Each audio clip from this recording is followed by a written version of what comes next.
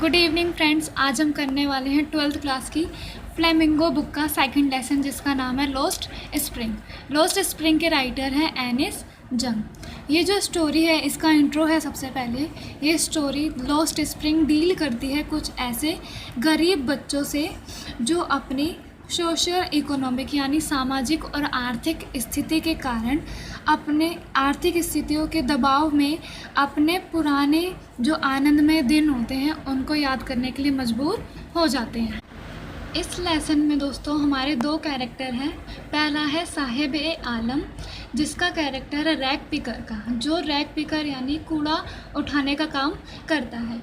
और दूसरा कैरेक्टर है हमारा मुकेश, जो है चूड़ी बनाने वाले का एक लड़का। दोस्तों इस लेसन में जैसे दो कैरेक्टर है तो उसके साथ साथ इसमें हमारे दो पार्ट भी हैं। जो पहला पार्ट है वो है समटाइम्स आई फाइंड अ रूपी इन द गार्बेज। जो साहिब आलम है वो कूड़ा उठाते बीनते समय उसे कभी कभी कुछ पैसे मिल जाते थे। तो ये पहला पार्ट होगा साहिब आलम का। दूसरा पार्ट है, दूसरा जो इसका पैसेज है वो ये है मुकेश का I want to drive a car. जो फर्स्ट पार्ट है द लॉस्ट स्प्रिंग लेसन का, उसका है some times I find a रूपी इन द गार्बेज। जो साहिब आलम है वो बोलता है कि कभी कभी कूड़ा बीनते समय कूड़े कचरे में मुझे कुछ पैसे मिल जाते थे। तो इसमें जो फर्स्ट पार्ट शुरू होता है वो एक इम्प्रेशन से स्टार्ट होता है जो राइटर पे पड़ता है, और वो इम्प्रेशन होता है रैग पिकर्स का, गरीब कूड़ा उठाने वालों का। जो रैग पिकर्स हैं वो माइग्रेट किए गए थे ढाका से, जो बांग्लादेश की राजधानी है, और अब सीमापुरी में आके सेटल हो गए थे। उन्होंने आंधी की वजह से जो उनकी ज़मीन थी और घर था वो सारा का सारा छिन गया था। जो माइग्रेट पीपल थे, जो ढाका से माइग्रेट हुए थे रैग पिकर्स, वो एक बड़ी सी जगह पे बड़े से शहर में अपना घर ढूंढने के लिए आ जाते हैं, पर वो वहाँ पर आकर भी गरीब थे। फिर हर मॉर्निंग क्या होता है, जो ऑथर होता है यानी एनिस जंग होता है, वो साहिब को हर सुबह कुछ अपने नेबरहुड में आस पड़ोस में कुछ गोल्ड ढूंढते हुए देखता था। यहाँ पे गोल्ड बोला गया है गार्बेज को, जिसमें उसे 1-2 रुपये मिल जाते थे, जिससे उनका घर बसर होता था। जो गार्बेज है वो एक्चुअली में, वो रियल में, मतलब सच्ची में एक जीने का ज़रिया है वहाँ के लोगों के लिए, खासकर एल्डर्स के लिए। समटाइम्स क्या होता था, कभी कभी जो बच्चे थे उन्हें उस कूड़े कचरे में से 1 या कभी कभी 2 रुपये मिल जाते थे।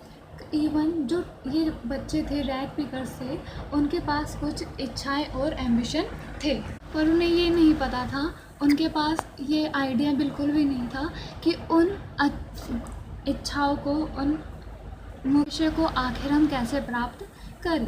ऐसी बहुत सारी चीज़ें थी जो उन बच्चों के पहुंच के बाहर थी, जैसे जूते, टेनिस और इनसे मिलती जुलती काफ़ी सारी चीज़ें। कुछ साल बाद क्या होता है, जो साहिब है वो एक चाय के स्टॉल पर काम करना शुरू कर देता है, जहाँ पे वो 800 रुपये कमाता है, और 800 रुपये के साथ साथ उसे वहाँ पे सुबह और शाम का खाना भी मिलता है। पर क्या होता है दोस्तों, जो जॉब होती है वो साहिब आलम की उसकी स्वतंत्रता को छीन लेती है। ये काम, टी स्टॉल पर काम, उसकी स्वतंत्रता को छीन लेता है, और वो छीन इसलिए लेता है क्योंकि जब वो पहले रैग पिकर का कूड़ा उठाने का काम करता था तो वो अपनी मर्ज़ी से कहीं भी आ जा सकता था, पर अब जब उसने टी स्टॉल पर काम करना शुरू कर दिया तो उसका टाइम लिमिटेड हो गया था। अब उसे अपने मालिक के कहने पे ही इधर उधर जाना पड़ता था। जो सेकंड पार्ट है वो है I want to drive a car. Mukesh से जुड़ा हुआ है। मुकेश बोलता है मैं कार चलाना चाहता हूँ।